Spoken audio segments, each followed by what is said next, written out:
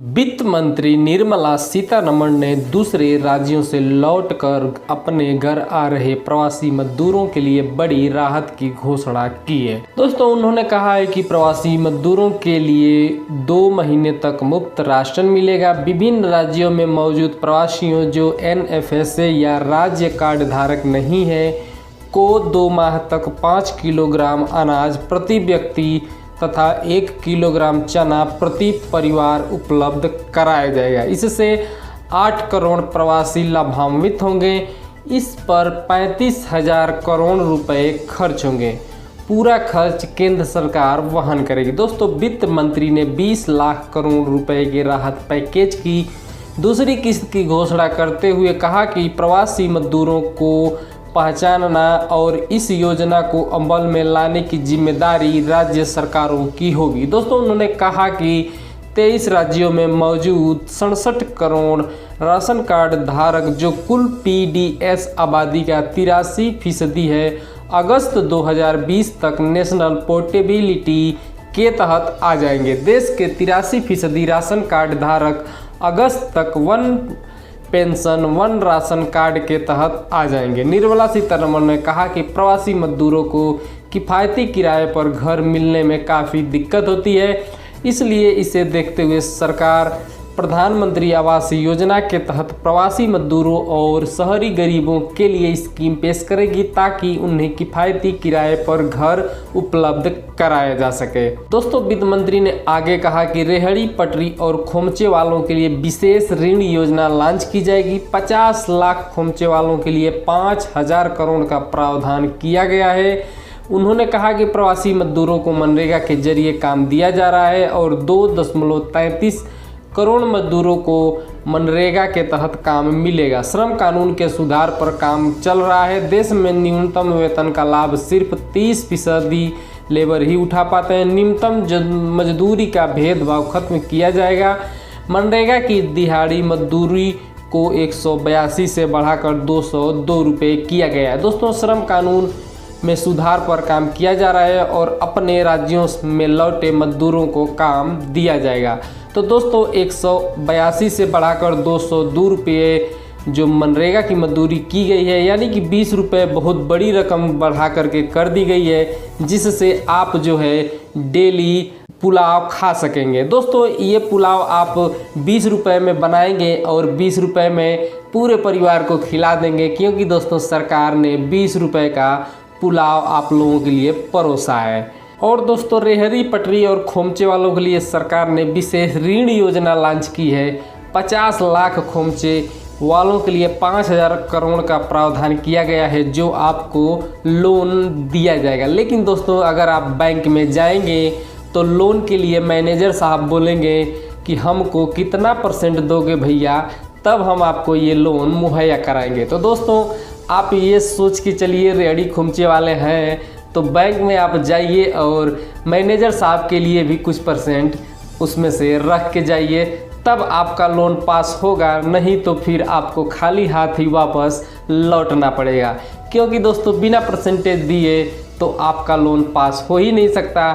और सरकार ने 5,000 करोड़ रुपए का जो प्रावधान किया है, उसमें से कुछ करोड़ रुपए तो बैंक मैनेजर और बैंक के कर्मचारी ही आपसे खा जाएंगे। तो दोस्तों, प्रधानमंत्री आवास योजना तो इससे पहले भी चल रही थी, लेकिन अब ये एक नए तरीके से आवास योजना आ गई है। शहरी गरीबों के लिए और ग्रामीण गरीबों के लिए, दोनों के लिए ये योजना आ गई है। प्रवासी मजदूरों के लिए भी आ गई है। तो दोस्तों, इसमें भी क्या है कि आपको जब ये योजना का लाभ मिलेगा तो उसमें से भी कुछ % तो आपको अधिकारियों को देने ही पड़ते हैं।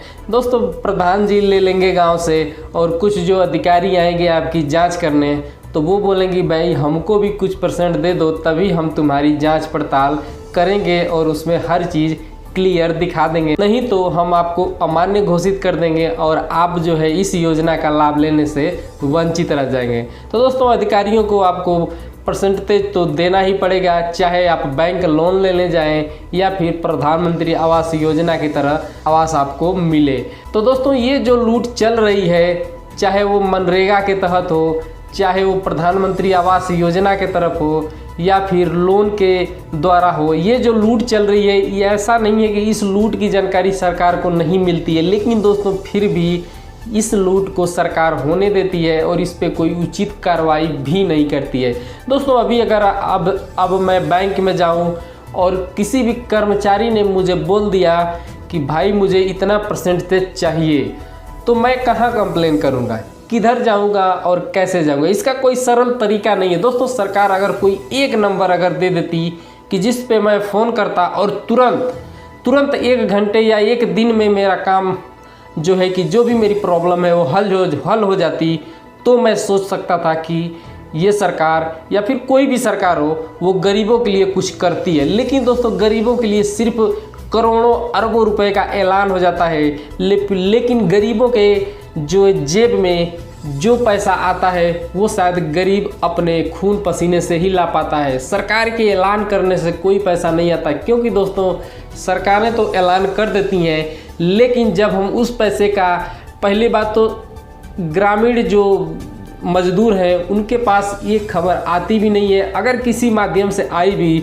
तो उसमें भी ये मजदूर दौड़ भाग करते करते कितने पैसे वो खर्च कर देता है, फिर भी बड़ी मुश्किल से उन योजनाओं का लाभ ग्रामीण मजदूरों को मिल पाता है। तो दोस्तों मेरा सवाल सिस्टम से है और सरकार से है कि सरकार अगर कुछ उचित कदम उठाए तो शायद इन गरीबों का कुछ लाभ हो पाए, और जो ये गरीब मेहनत करते हैं और अपने मेहनत से खाते हैं, सरकार को भी कभी दोष नहीं देते। अगर सरकार आती है वोट मांगने, कोई भी नेता आता है तो वो आराम से वोट भी दे देते हैं, क्योंकि दोस्तों उन्हें सिर्फ पेट से मतलब होता है, राजनीति से उनका कोई लेना देना नहीं होता है।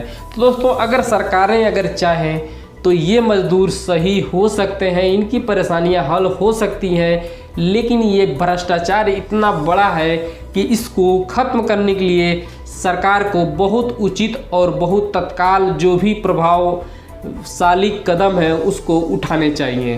तो दोस्तों ये वीडियो आपका देखने के लिए बहुत बहुत धन्यवाद। मेरा सवाल और जो भी मैंने इस वीडियो में आपको बताया है, आपको कुछ भी पसंद आए या फिर ना पसंद आए तो आप नीचे कमेंट सेक्शन में लिख के हमें बता सकते हैं। इस वीडियो को ज़रूर शेयर करें दोस्तों, अपने आसपास सफाई बनाए रखें, कोरोना से संबंधित जो भी नियम सरकार ने बनाए हैं उसका भरपूर पालन करें। दोस्तों आज मेरी तबीयत कुछ ख़राब है, अगर हो सकता है आवाज़ में मेरी कुछ कमी लग रही हो तो प्लीज़ उसके लिए मुझे क्षमा कीजिएगा।